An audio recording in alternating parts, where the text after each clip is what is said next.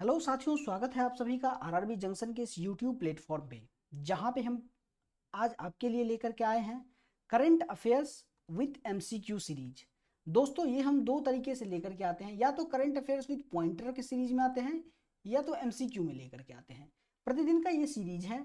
यदि आप इस सीरीज में लगातार बने रहते हैं तो चाहे आप किसी भी चीज़ की तैयारी कर रहे हो जहाँ पे करंट अफेयर्स एक बहुत ही महत्वपूर्ण रोल प्ले करता है, चाहे वो आप रेलवे कर रहे हैं, एनटीपीसी कर रहे हैं, एएलपी टेक्नीशियन कर रहे हैं, एसएससी सीजीएल या सीएचएसएल की कर रहे हैं, बिहार एसएससी सीजीएल 4 की कर रहे हो या इंटर स्तरीय की कर रहे हो, बिहार लोक सेवा आयोग पीसीएस या फिर टीचर के लिए कर रहे हैं, उत्तर प्रदेश आरओ एआरओ कोई भी एग्जाम के लिए कर रहे हैं।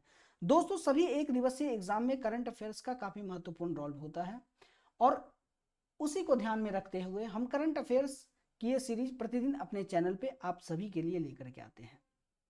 तो चलिए, बिना समय बर्बाद किए हुए हम अपने अगले स्लाइड की ओर चलते हैं और देखते हैं कि आज का पहला प्रश्न क्या है। दोस्तों, यदि आपको मेरा वीडियो पसंद आए तो मेरे चैनल को सब्सक्राइब कीजिएगा, मेरे वीडियो को लाइक करके शेयर जरूर कीजिएगा। दोस्तों, आज का पहला प्रश्न है, प्रधानमंत्री आवास योजना के अंतर्गत सरकार कितने नए घरों का निर्माण करने जा रही है? प्रधानमंत्री आवास योजना के अंतर्गत सरकार कितने नए घरों का निर्माण करने जा रही है? इसका सही जवाब है 3 करोड़।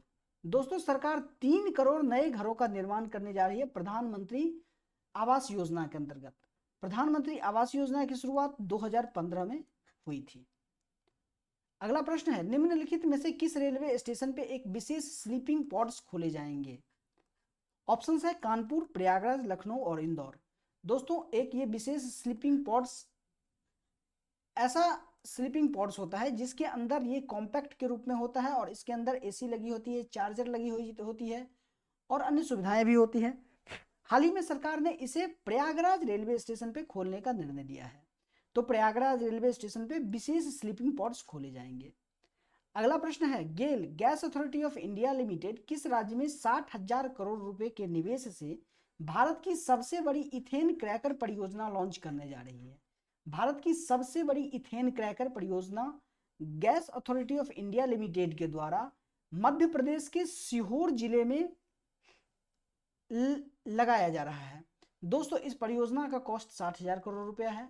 इथेन क्रैकर एक ऐसा परियोजना होता है जिसमें एक प्लांट लगाया जाता है और नेचुरल गैस से सबसे पहले इथेन को इथिलीन में परिवर्तित किया जाता है और फिर उसका उपयोग किया जाता है।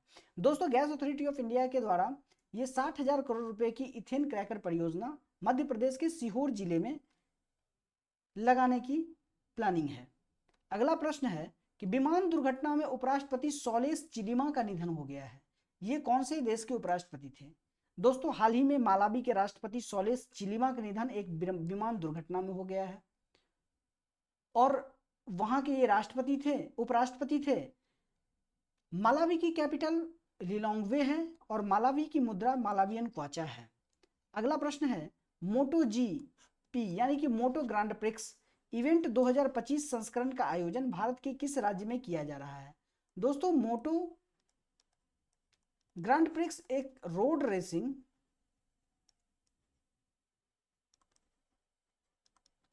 वर्ल्ड चैंपियनशिप होता है जिसके 2025वें संस्करण का आयोजन भारत में नोएडा यूपी में किया जा रहा है।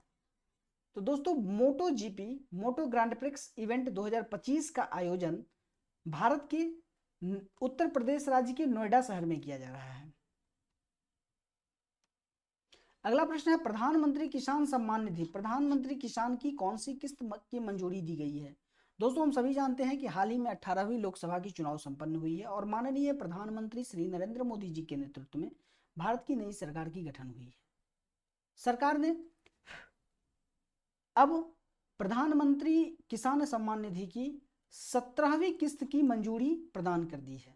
प्रधानमंत्री किसान सम्मान निधि योजना के अंतर्गत 6,000 रुपये किसान को इंस्टॉलमेंट के रूप में प्रतिवर्ष दी जाती है। इस योजना की शुरुआत 2019 में उत्तर प्रदेश के गोरखपुर से की गई थी। अगला प्रश्न है, विश्व बाल श्रम निषेध दिवस 2024 कब मनाया जाता है? दोस्तों प्रतिवर्ष विश्व बाल श्रम निषेध दिवस मनाया जाता है, ये मनाया जाता है 12 जून को। दोस्तों 12 जून को विश्व बाल श्रम निषेध दिवस मनाया जाता है, यह प्रतिवर्ष मनाया जाता है। इस वर्ष का थीम है let's act on our commitments end child labour. दोस्तों इस वर्ष का थीम है let's act on our commitments end child labour. ये 12 जून को प्रतिवर्ष मनाया जाता है। 5 जून को विश्व पर्यावरण दिवस मनाया जाता है, 3 जून को विश्व साइकिलिंग दिवस मनाया जाता है और 8 जून को विश्व महासागर दिवस मनाया जाता है। अगला प्रश्न है ब्रिक्स, ब्राजील, रसिया, इंडिया, चाइना और साउथ अफ्रीका। ब्रिक्स 2024 का आयोजन किस देश में किया जा रहा है? दोस्तों ब्रिक्स 2024 के जितने भी फॉर्म है उस सभी का आयोजन इस बार रसिया में किया जा रहा है, रूस में किया जा रहा है। इस बार ब्रिक्स में नए देश के रूप में जो देश शामिल होंगे उसमें मिस्र, Iran, UAE, Saudi Arabia, Ethiopia पहली बार इसमें शामिल होने के लिए जा रही है। दोस्तों ब्रिक्स का गठन 2009 में किया गया था। अगला प्रश्न है अर्नस्ट एंड यंग के world entrepreneur of the year 2024 किसे चुना गया है? World entrepreneur of the year 2024 चुना गया है वेलेन सुबैया को। दोस्तों वेलेन सुबैया को अर्नस्ट एंड यंग के world entrepreneur of the year चुना गया है। इससे पहले 2008 में नारायण मूर्ति को चुना गया था, 2014 में उदय कोटक को और 2023 में किरण मजूमदार 100 को चुना गया था। अगला प्रश्न है सिक्किम के नए मुख्यमंत्री के रूप में किसे नियुक्त किया गया है? दोस्तों सिक्किम के नए मुख्यमंत्री के रूप में प्रेम सिंह तमांग को नियुक्त किया गया है। ये सिक्किम के दूसरे कार्यकाल के लिए मुख्यमंत्री बने हैं। सिक्किम के राज्यपाल लक्ष्मण प्रसाद आचार्य हैं।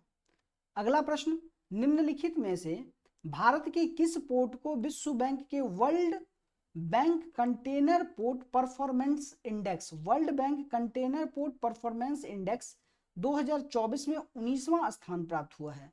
दोस्तों निम्न में से भारत के कौन से ऐसे पोर्ट हैं जिसे विश्व बैंक के द्वारा जारी की जाने वाली एक इंडेक्स होती है world bank container port performance index. 2023 में भारत के कौन से ऐसे पोर्ट हैं जो कि टॉप 20 में अपना स्थान बना पाई है? यह है Visakhapatnam container terminal private limited, Andhra Pradesh. अगला प्रश्न है निम्न में से किसे हाल ही में United nation general assembly United nation general assembly के 79वें सत्र के अध्यक्ष के रूप में चुना गया है? यह है फिलेमोन यांग। दोस्तों फिलेमोन यांग कैमरून के पूर्व प्रधानमंत्री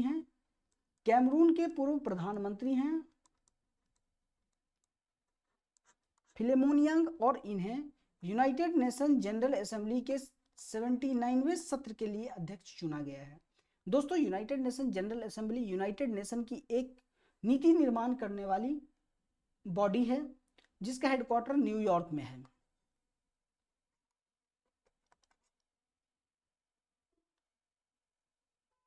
अगला प्रश्न है हाल ही में किसी जून 2024 में फॉर्मूला